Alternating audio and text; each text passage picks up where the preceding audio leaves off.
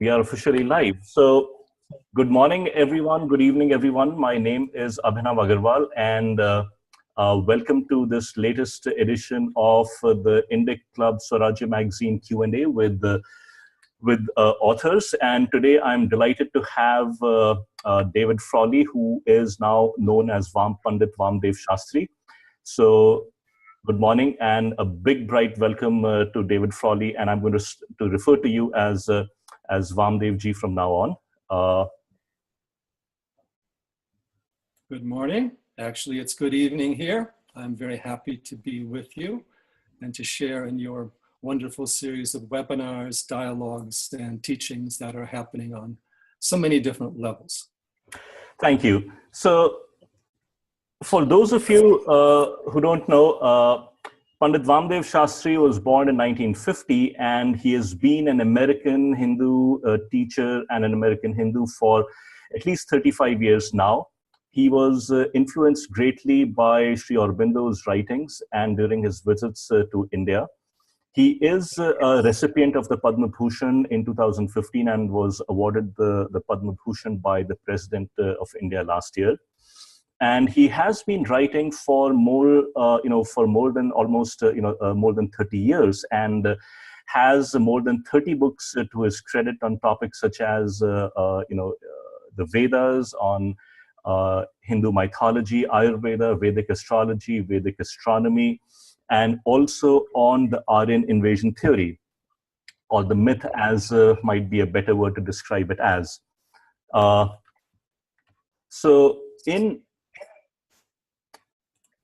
So with respect to, I would like to call out two of his books that talk about the Aryan invasion theory. The first one, The Myth of the Aryan Invasion of India, and in the second one, where he co-authored the book with George Feuerstein and Professor Subhash Kak, In Search of the Cradle of Civilization. You are fairly critical of the racial basis on which the Aryan invasion theory has been formulated over the past several decades, and where it's been theorized by some that the Aryans came in from somewhere in Central Europe and invaded and conquered northern India, and then moved to the rest of India, displacing the native so-called Aboriginal Indians down further south and out of the Indus Valley.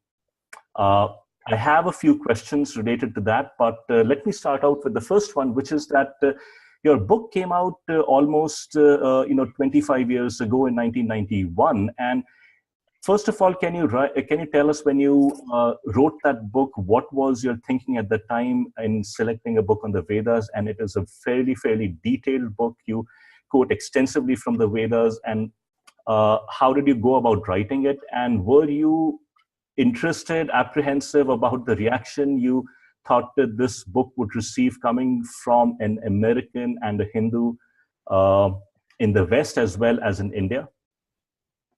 Yes, well, let me just put it into a little bit of perspective here. I studied yoga and Vedanta starting in the late 60s, and then through Sri Aurobindo became introduced into the work of the Vedas.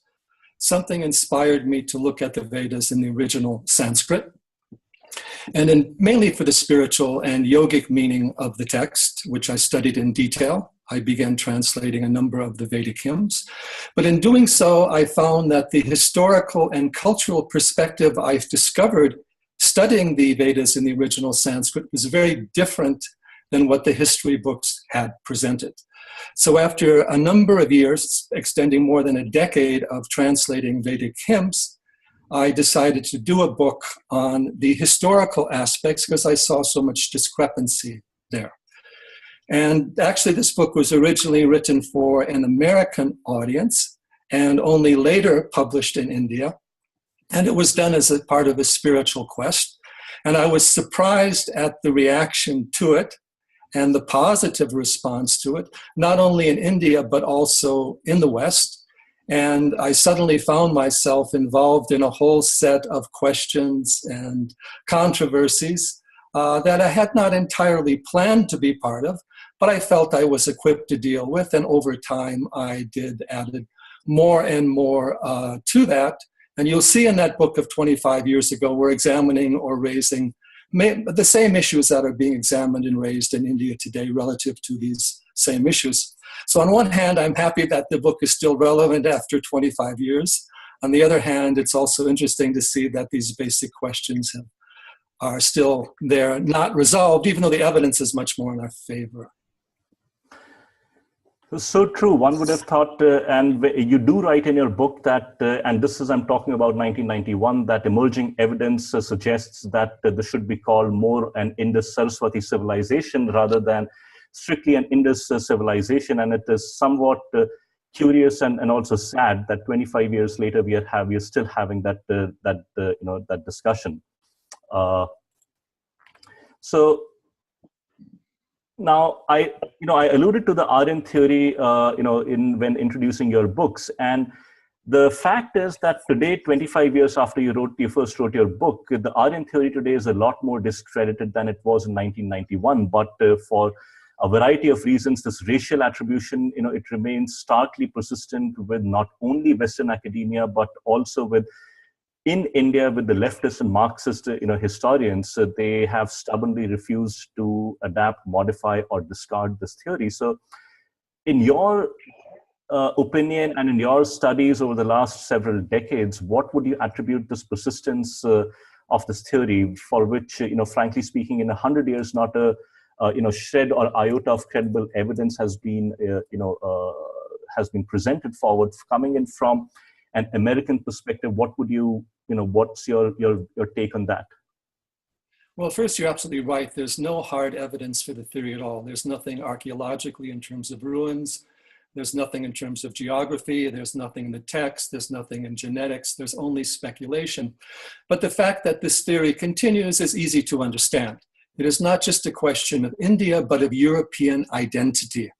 The Germans invested a lot in Aryan nationalism in the 19th century. And even though the Nazi side of it has been discredited, it still continues. Russians have it, Ukrainians have it. Europeans in general are looking for, in the Aryans, the original Europeans. So it's very difficult for them to give up that idea of their own heritage. And for that purpose, they have ignored what the Vedas actually say and made the archaeology of India irrelevant to their own ideas. Besides that, there's been massive political investment in the theory. Marx turned the caste theory and the Aryan invasion theory into his class war for India, which the Marxists have turned into an article of faith.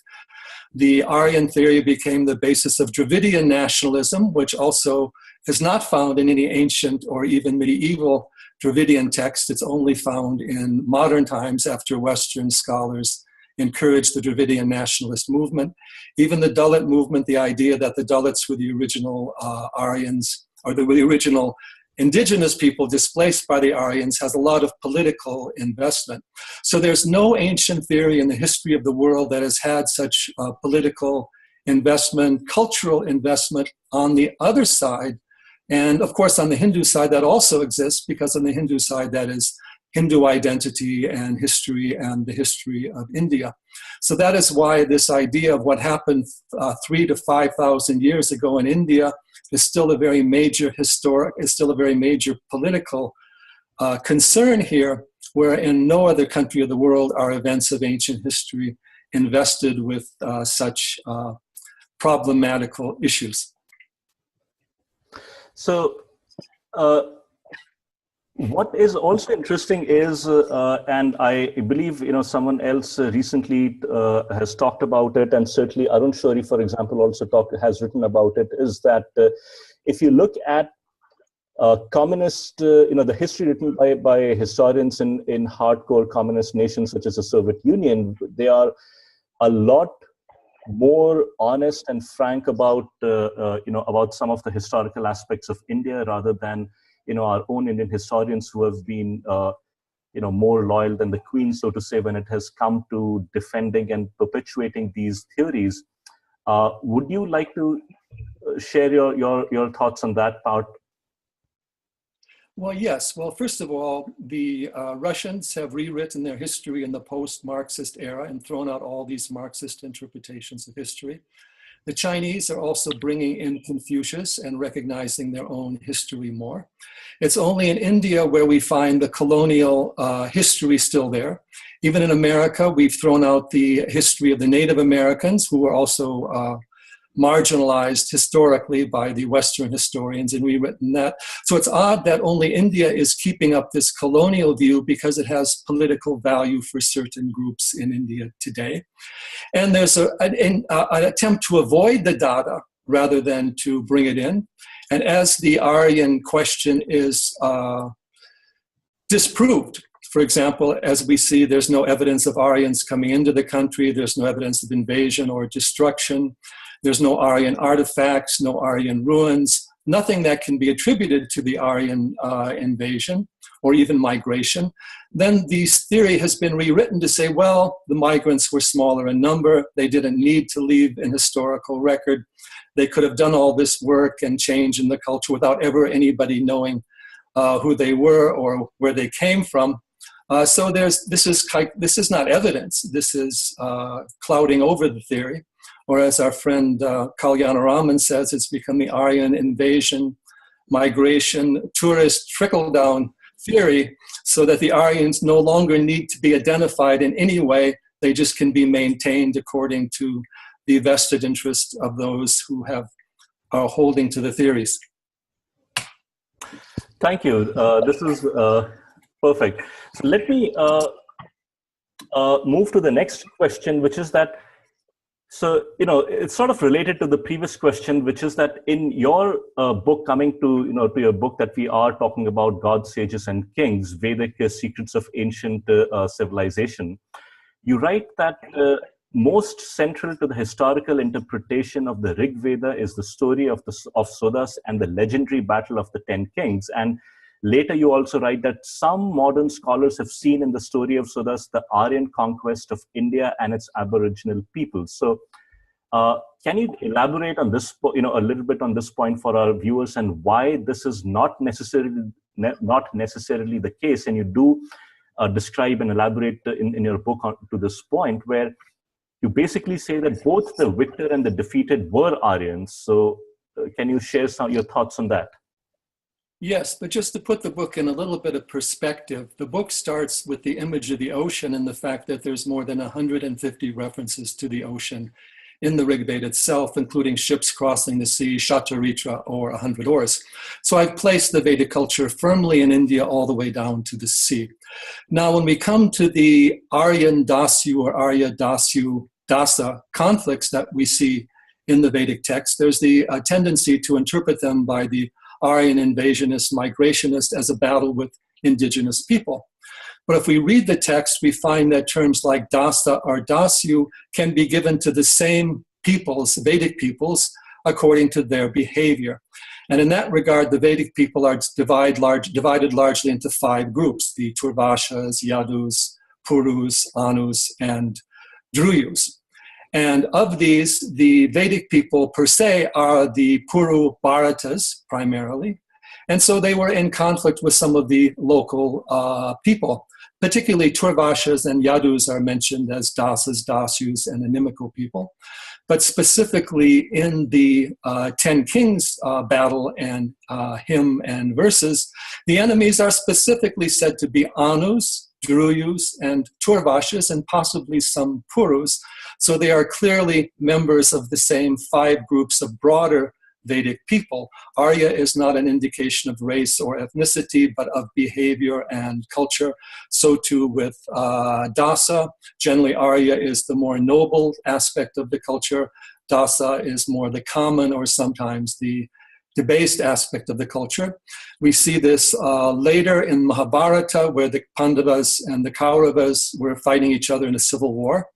And even there, the terms Asura and Mlecha are used for Sindhus and Sauviras, or people of Punjab and Western India.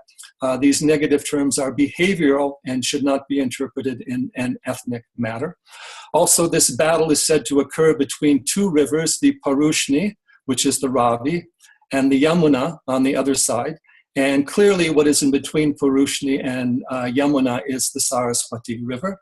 Sudas, the main king, was attacked from the east and the west So clearly he was located in the Saraswati region, fighting local inimical people or nearby people regarded as part of the same greater culture of the five peoples. Okay, thank you so much. So I'll move to the next question, which is that, and that you write in your book, I think on page 227, that it is in the worship of the goddesses in India that the forms of the Vedic religion most survive today. The Vedic ideas of the spiritual life as a sacrifice, a battle, and a chant are most found in the goddess worship. Now, while today, based on evidence, we know that there is no discontinuity between the Vedic age and the so-called Brahmanical age that came much later, according to some historians. What you write about, which is that the worship of the goddesses in India is where forms of the Vedic religion from almost 4,000-5,000 years or back survive today. It is still startling to many that there's such a high degree of continuity, and that too in the form of the worship of the goddess. What can you please elaborate on that? Yes, well, first of all, the Vedic teaching, like the Puranic teaching and the later Hindu teachings, is highly pluralistic, synthetic, has a number of deities and a number of points of view. The main difference that we find in Vedic times is the image of the deities is more naturalistic, Agni as fire, Surya as the sun, rather than anthropomorphic or human in images like the later deities we find in the Puranic tradition. So they're only vaguely anthropomorphic, so to call them simply male or female is incorrect, or to regard them as representing male or female values. They're more a vision of the world of nature. So that is the first point. We shouldn't just read male and female images into Vedic deities. Agni is referred to in some instances as a child, Indra as a young man, but all the Vedic deities are said in a number of the hymns that they're honored like the father and the mother, the brother and the sister, and connected to all aspects of life and all aspects of nature are definitely there. And in that respect, the feminine side is also there. All the Vedic deities have their consorts or feminine sides. And most specifically, Veda itself is Veda Mata, or Veda as the mother. And Veda is the manifestation of Vak, which is the feminine principle, speech, the word. The mantra is the feminine principle. Even more so, the chandas or the meter of the Vedic hymns is the feminine principle. And there are also feminine deities and feminine images woven throughout the Vedas. Scholars tend to interpret a hymn superficially by the name of the deity the main hymn is given to, like Indra, who has often very masculine characteristics, but he's also sometimes said to be dearer than the mother, and that the mother is the most dear, and Indra is like our dearest mother. So the feminine images are also there in the background. There is a continuity of Vedic and Tantric teachings relative to the use of mantra, sacred nature of the Sanskrit alphabet, and the worship of Shakti. Vedic deities have more the form of light, Jyotirmaya Purusha. In the Shakta tradition, it's more the form of lightning. But the Shakti and the light and the lightning always go together, the Shiva Shakti influences. So there is a certain feminine Shakti Devi dimension of Vedic thought and Vedic teachings that should be recognized and hasn't been given it.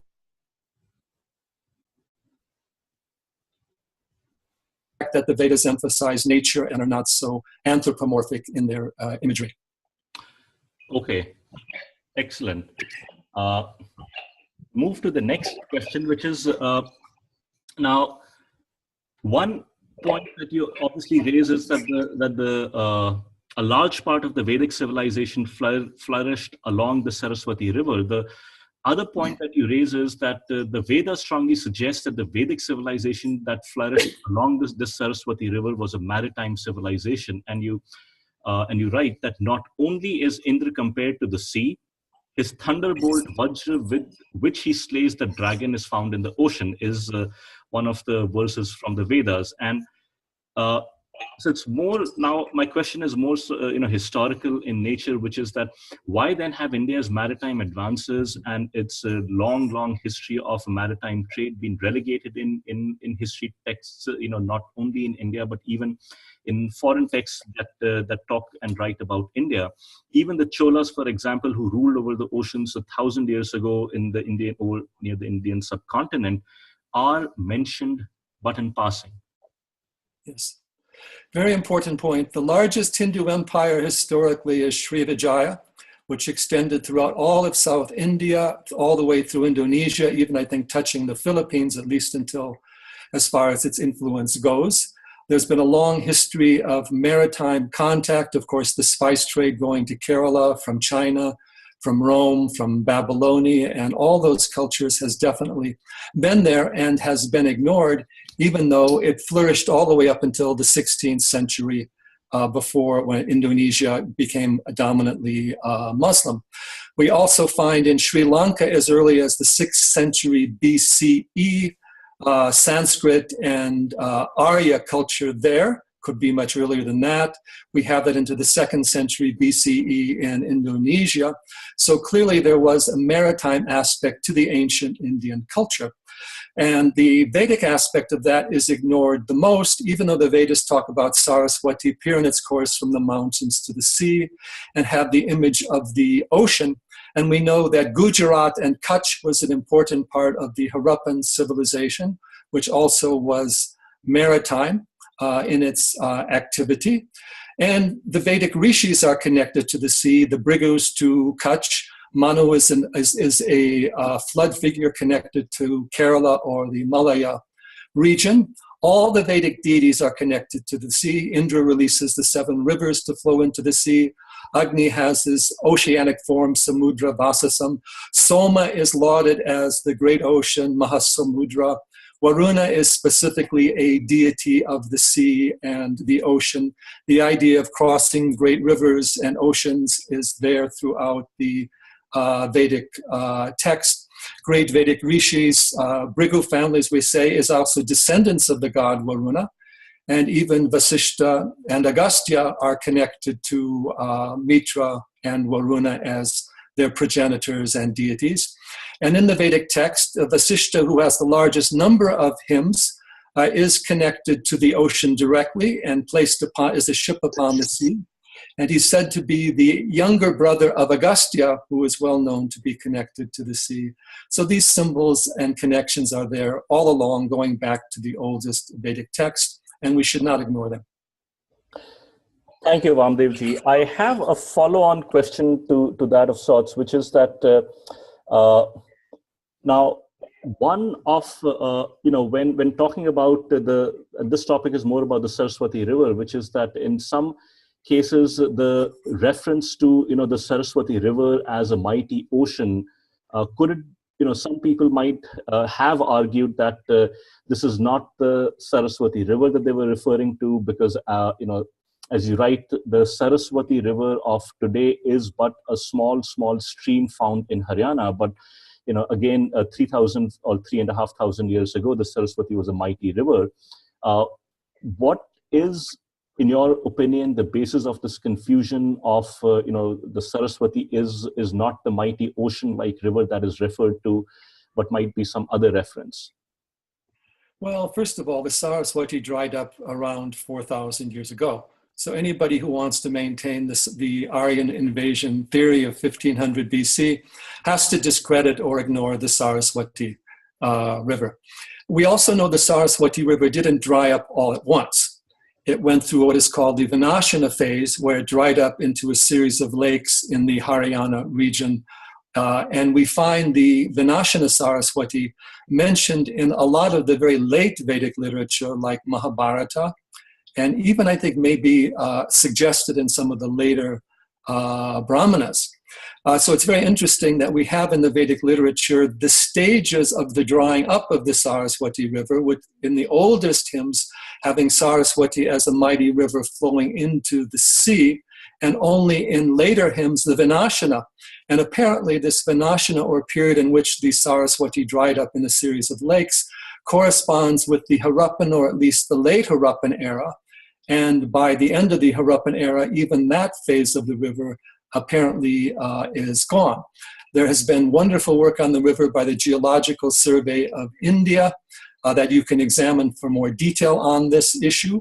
There are still some issues of the timing of the different phases of the river, but it does appear that the Vedas represent the pre-Harappan phase of the Saraswati River, and the later Vedic period is more likely extending into Mahabharata, the Harappan phase and beyond. Great.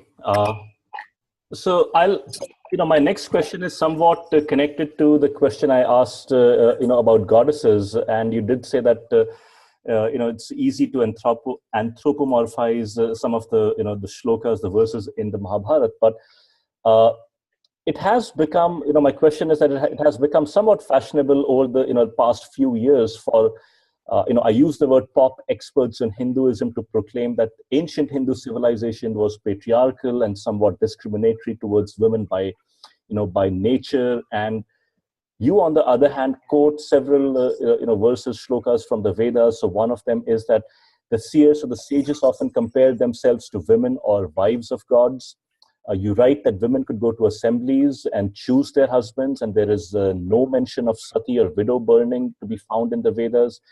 And while, of course, we all realize that every culture undergoes a process of a transformation. It changes. Hindu culture, Vedic culture has never been static, which even the Vedas, as from the start to the latter parts of the Vedas brings out very clearly. But why this dogmatic insistence, on the part of modern experts to label Hindu culture as patriarchal, ipso facto, discriminatory against women?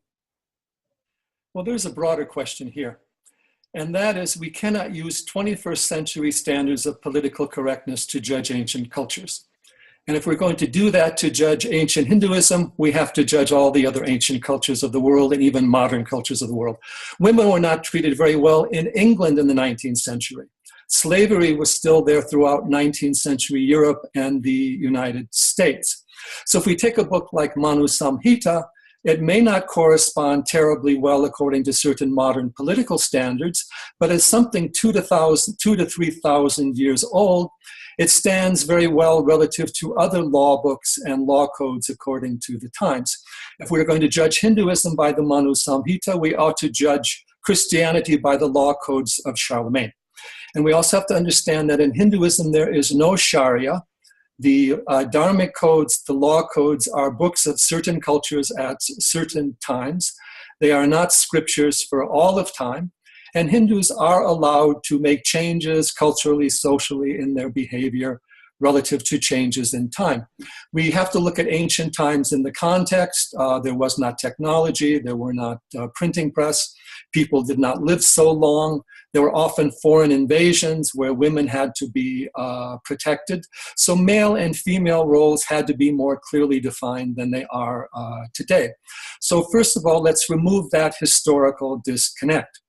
And what we do see if we study the text is that there was profound respect for the feminine as a spiritual principle. India has the greatest set of worship of the goddess you'll find anywhere in the world. In Christianity, Mary is the mother of God. She is not the divine mother or the mother of the universe. She is only the mother of Jesus. Even in the Buddhist tradition, Tara is a bodhisattva, a being who lived once and took a vow to save living beings. She is not the mother of the universe. So this worship of the mother of the universe is what we find most in the Hindu text, also in some of the other pagan and traditional texts, and in great detail going back to the ancient text. And rooted in that, for example, when we do the worship of Durga, Durga Sukta consists of entirely Vedic verses, particularly for the worship of Agni, and Durga also arises from Agni, or the sacred fire. So we have to look at a deeper level of the teachings and at an appropriate historical perspective with consideration for the times. And the fact is that we do need to liberalize culture in various ways relative to women and other social classes and things. But in ancient times, medieval times, they had other compulsions they needed to attend to that we should not forget. And we should look into the deeper meaning rather than create unnecessary political controversies. I have somewhat of a provocative question to ask here, and I won't dwell deep or much into this, but I'd still like to ask you that according to at least one very, very prominent expert on Hinduism, and the lady is based in the US, is her proposition is that the more the respect given to women or the more the worship of the feminine form in Hinduism, it's actually an indicator of the extent of discrimination and violence against women. What are your thoughts on that? I hadn't planned on asking this question, but I'll still go ahead. Well, first of all, again, a broader issue. The ancient texts are not concerned, and even the medieval, the Hindu texts are not concerned with political and social matters. They're concerned with worship of the divine. Worship of the divine as the infinite, the eternal, the transcendent. Shakti as the mother of the universe, but also Chit Shakti, the supreme consciousness that transcends the universe. She is honored as the self of all beings, as the divine presence in all beings. And a lot of the images of Shakti worship are images of sadhana, the chakras, kundalini, overcoming the negative thoughts, the demonic energies within our own minds. So when we politicize what are essentially mystical symbols, we can cause a lot of confusion and a lot of problems definitely to occur. So it's very important that we understand where these teachings are coming from. But the fact is that you find the worship of the goddess throughout India, the great temples, the great festivals, and these have, to a very great extent, helped with the honoring of the feminine principle and helped with the honoring of the goddess. Now, certainly there are social issues you can address in Hindu and other society over time, whether it's slavery, whether it's issues of women, but targeting Hinduism as a religion is completely inappropriate. It'd be much more appropriate to target Christianity or Islam for the social inequalities that existed between male and female in those cultures. But even more importantly, spiritual texts should be looked at directly and social issues should be looked at directly. This issue is to try to discredit Hindu spirituality because of the social situation in medieval India is highly politically motivated and is actually missing the meaning of the text. And we see how the world is embracing these spiritual texts and teachings from the Hindu tradition. And we should learn to honor that, and India should learn to honor that, and Western scholars should too. Okay, I have one question that came in from chat, and I'll open this webinar to our attendees in just a minute. But I'd like to put this question forward before moving to the next one, which is that, and I'll read out the question, which is that I would like to ask Pandit Vamdev Shastri on classification of Indian religions vis-a-vis Abrahamic. Should we say Abrahamic religions are belief systems and Indic ones are philosophic systems? Would it be, I think the question is, would it be accurate or fair to characterize the two as such? Well, between Abrahamic traditions and Indic traditions or Dharmic traditions, I would say the Abrahamic traditions are faith-based traditions primarily, and they're also rooted in historical revelations. Vedic traditions are dharmic and knowledge-based. Veda means knowledge. It does not mean faith. Faith has a certain place. We need some faith or confidence to pursue knowledge, but knowledge is the goal. The Rishi is honored as a person or a seer, not as a man of faith. And there is no specific belief system in the Vedic and the Dharmic traditions. Dharmic traditions teach us a way of meditation so that we can experience the truth directly for ourselves.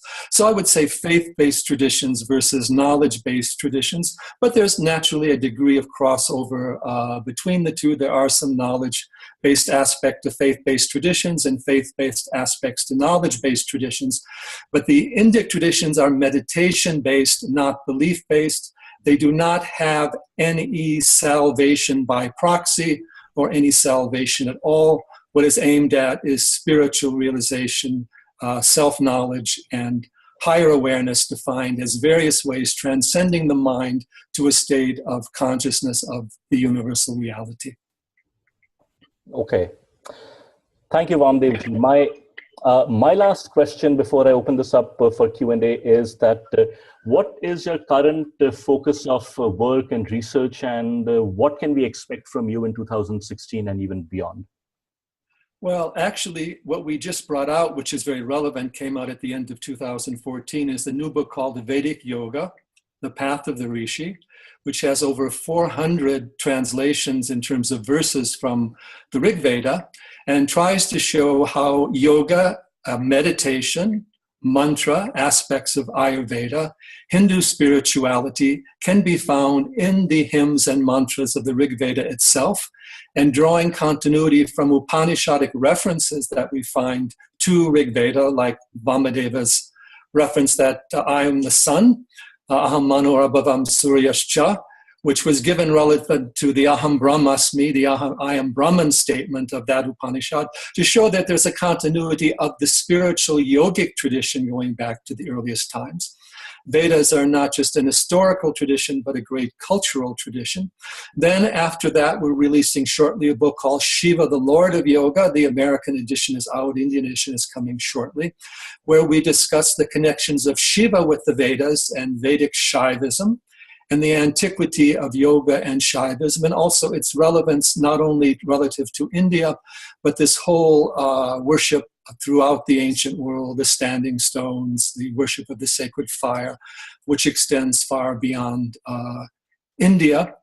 So that work is going on, and we have other books since on the history that has occurred, and more research also on the spiritual practices of the Vedas and the meditation practices. I'm doing some more research on that right now. Thank you, Vamdevji. I am now going to open this up to our attendees to ask questions. So please note that your microphones, I have muted your microphones. So if you want to ask a question, please unmute your microphone and you can ask your question. If you want, you can also send your question in by chat, and I will read those out after this.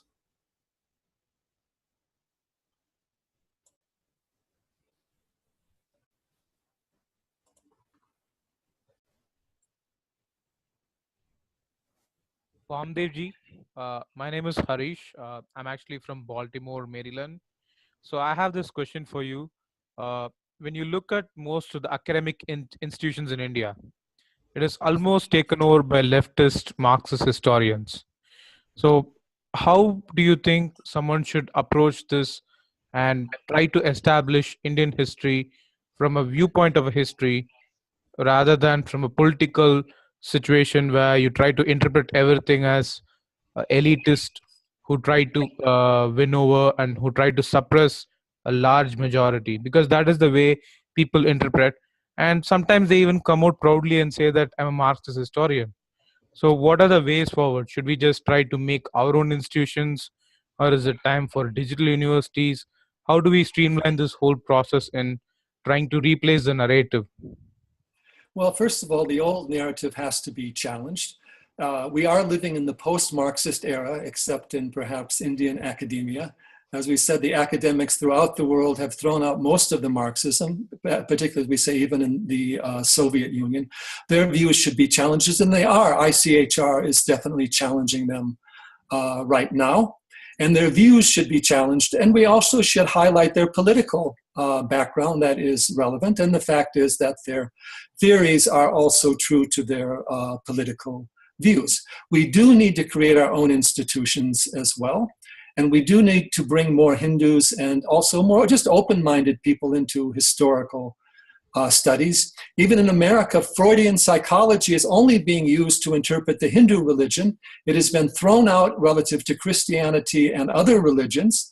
Freud himself used his own psychology to discredit his own religion and called Moses himself a historical fraud.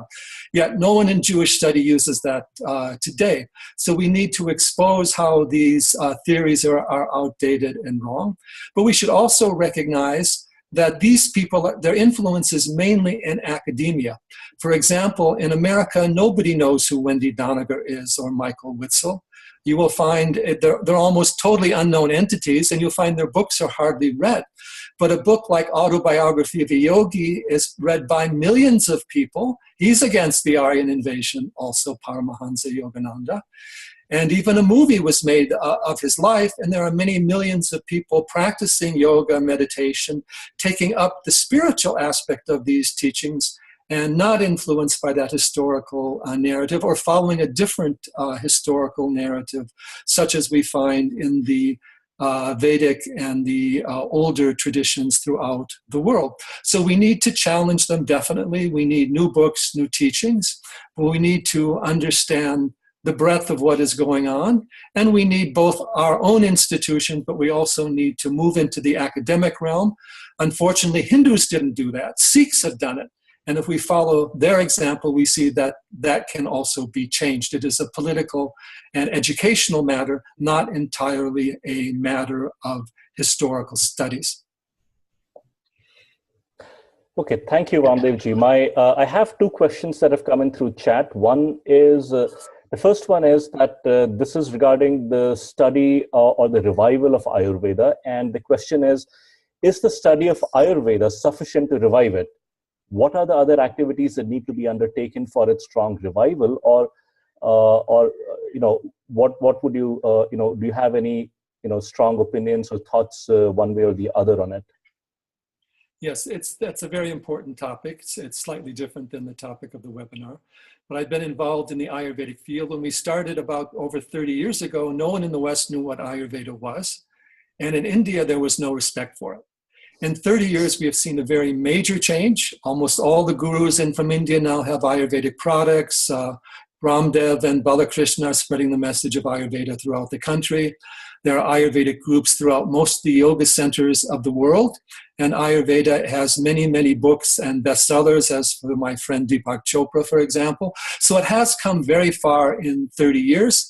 It hasn't had enough government support. It has only slowly given that. Now, today, Ayush has its independent ministry, which was previously under the medical establishment. But Ayurveda is coming forth. It needs more support, more study. More people in India should practice pure Ayurveda with the license they have today. They can also practice the modern medicine, and some choose to do that. So more emphasis needs to be brought into Ayurveda, because natural healing, meditation, awareness, behavioral medicine, right lifestyle, all these vegetarianism, all these things are very important parts of a healthier medicine and way of life globally. China supported its traditional medical heritage, even though it wasn't, even when it was a communist country. So even the left in India should support Ayurveda. This is something for the benefit of everybody. Thank you. Thank you so much. I'll go to the next question, which has come in through chat, which is, so it's got two parts. The first is that, yes, this session is being recorded, and after the webinar, I will put both an audio version of this webinar on SoundCloud and a video version on YouTube. So yes, so this is going to be made available, over the web. And the second is part of this question is how to contact you. This person says that I have great interest in this subject and currently doing my own little research into Vedas, Indus Valley civilization, and the epics. Would it be possible to mail you? And I think you are somewhat active on Twitter. So would you mind sharing a Twitter handle? That might be one good way for people to reach out to you. Yes, we do have a very large website at vedanet.com, vedanet.com. There's more than 100 original articles on various aspects of Vedic thought that I have posted there, and many other resources, links to all the books and publications and courses. Twitter, the handle is just David Frawley Ved, V-E-D, and I've been active on that. We also have a Dr. David Frawley Facebook page where we keep up with all of our various activities. As we are active in a number of fields like Ayurveda, Jyotish, Yoga, and Vedic studies, you will find at times different topics there, but more towards the Indian audience, I have been using Twitter specifically for that purpose, it works very well. Thank you. I'll move to the next question again from chat, which is, the question is that you have studied Vedas from a spiritual, historical, social, and cultural perspective. And is there somebody who has looked into it from science and engineering perspectives and redefine the basis of management sciences, including economics and policy? And the person says, I have an engineering background and would be interested.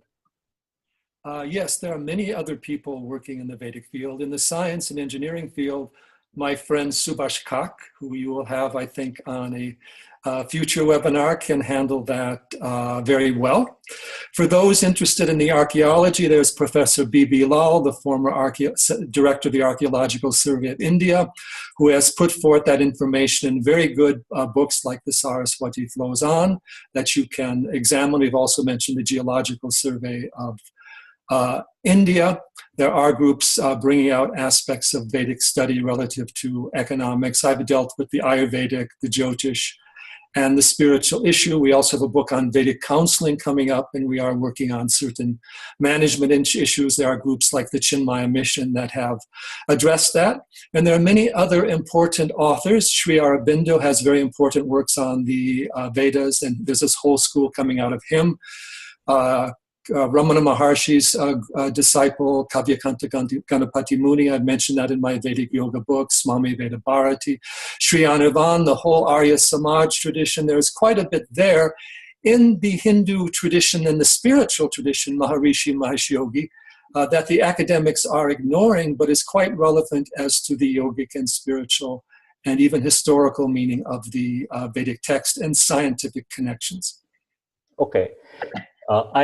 While I do have a few more questions we have a very active chat session going on, but I'd like to open this up to people who if they want to ask questions directly, please do so. If not, then I will continue with reading out questions that have come in from the chat window.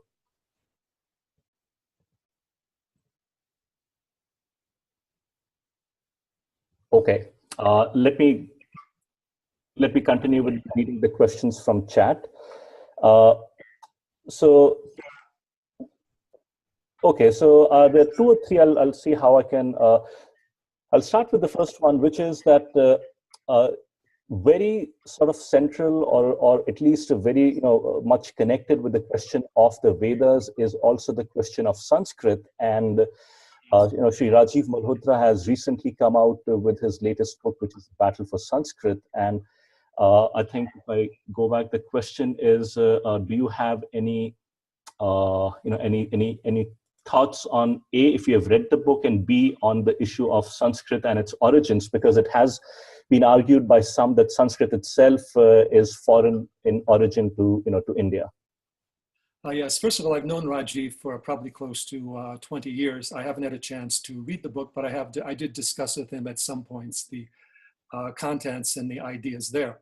The point I would like to raise in the Vedic context is that all the modern scholars, East and West, and the academics are always saying how great Paninian Sanskrit is, how scientific, how well formed.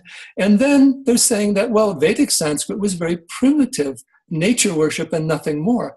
But the fact is, Vedic Sanskrit is extremely sophisticated, and the sophisticated nature of Paninian Sanskrit is only possible because of Vedic Sanskrit, which Panini refers to and honors in many ways. If we look at the Vedic language and the Vedic Sanskrit, it is filled with multi-leveled meanings, with deep symbolism, with profound plays upon the sounds of words, with subtle adaptability of word meanings, with very complex metrical patterns, with very deep spiritual symbolism. So my point, one of the arguments I have for this, the antiquity and sophistication of the Vedic culture, is Sanskrit, and not only Paninian Sanskrit, but Vedic Sanskrit, and the need to give the Vedic Sanskrit its deeper study and place of honor that we also give to Panini. Vedas are said to be manifestations of Vak, connected to this idea of a cosmic language, a mantric language, a spiritual language, divine word. You can put it in various ways, but more as a scientific factor of vibratory consciousness, even in the Vedic thought. So it's very important that we reclaim the Vedic sophistication of Sanskrit and Vedic Sanskrit, and also recognize that Sanskrit is the ultimate language of deeper consciousness and yogic spirituality, meditation, going all the way back to Vedas. Thank you so much. And yes, we are, hoping to do in the coming, not too distant future, webinar with Sri Rajiv Malhotra and his book. But I'll move on to the next question, which is that, and I'll read out the question, which is that you were the first one to mention that mantras given in the Upanishads are from the Samhitas.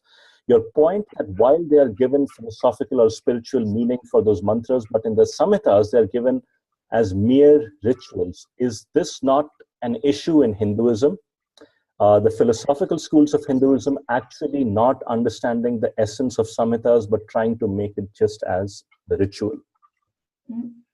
Yes, there are issues there, but we have to recognize, first of all, I'm not the first person who did that. Sri Aurobindo has done that. Even there was this Atmananda commentary on Asyavamasya Sukta, I think from the 12th century. We also find a reference to Vedic verses for spiritual realization in Mahabharata, Puranas, even in some works of Shankara, even most notably in the Upanishads and Brahmanas. Even in Brahmanas, I always say, Ya evam Veda, for he who knows. It is never a question of just ritual. So what happened is we hold that the Vedic mantras can be interpreted as either karma or jnana, as either knowledge or ritual. The later philosophical traditions ignored or did not give adequate importance to the philosophical basis or inner meaning of the Vedic mantras because they were very ancient and very archaic and require a much deeper study. So we can understand why they haven't given them that importance. But now that we've moved into an era where we understand symbolic languages, when we can go into deeper mantras, it is very important that we reclaim that. Another great guru who did Upanishadic commentaries in the Vedic light was Sri Anirvan. And of course, we've mentioned Sri Aurobindo. And my Vedic yoga book actually covers this topic in some detail. Vedic rishis as seers of the mantra were also Raj yogis. And we see that figures like Vasishta, Vishwamitra, Vamadeva of the Rig Veda have been honored throughout all the text and made teachers at all the levels. Okay, thank you. The next question, again, this is coming from chat, is that if Indians or Aryans didn't come from outside and uproot the quote-unquote Dravidians, then where did we come from? May you please elaborate on the out of India theory? Yes, if we look at the not only the archaeological record, we also look at the record of the skeletal record and populations. India has one of the oldest populations of peoples in the world, continually moving through the ice ages. Sometimes it's regarded that the populations or the people moved out of Africa and to a great extent in India and then also through there. So India has never had any problem in producing populations, and Indian populations have been moving out. We can even see in modern or medieval times the gypsies. And in other times, that has also been going on. We also have trade like the Silk Trail and the Spice Trail. So there is this idea of India as a center of civilization. And this is what the Europeans thought all the way up until the 18th century. Nobody looked at India in ancient times as having gotten its civilization from the outside. When the Greeks came to India under Alexander, they found a tradition of, under Megasthenes, of 153 kings going back 6,400 years, according to Greek records. The Greeks never said they brought civilization to India. Only the modern 19th to 20th century Western votaries of the Greeks have done that. The Greeks, in many ways, had a civilization similar to India, as did the Romans. We definitely have the spread of language. In fact, if you can, there's a very interesting interlap. You can do you can put the languages, the Sanskritic or the Indo-European languages as coloring one part of the world. And then you can put the Dharmic traditions as coloring another part of the world. And you see they cover most of the world and they center in India. And yet ancient European pagan traditions also had very similar symbolisms and connections. We note that there was a free trade and connection from North India to the Danube. The Scythians of 2,000 years ago had kingdoms from the Punjab all the way to the Danube, and there was a free flow of trade. Europe is not a continent. Europe is a division of the Asian continent, and the Pontic Steppes has always had a free movement of Indian and particularly Iranian people across that. We have influences into the West. There were trading communities of Indians in Alexandria. Romans, Greeks went to India, great European and particularly Greek philosophers. I believe it was Plotinus and Apollonius went to India. There's a story of Jesus going to India. So there is India as a cradle or source of civilization. And a lot of the arguments that are used for connecting Indo-European languages or connecting the European pagan and Vedic and Iranian traditions work better for an out of India tradition. Historically, we see people mainly moving from east to west into Europe and Central Asia, not west to east the other way. So there is this other theory, the out of India theory, how the Indian culture and languages have spread. And whenever you have an influence, you need a vast civilization. Latin was able to create all these languages that we have in the Romance field of languages. Languages are based upon dominant languages. There's the spread of English, for example.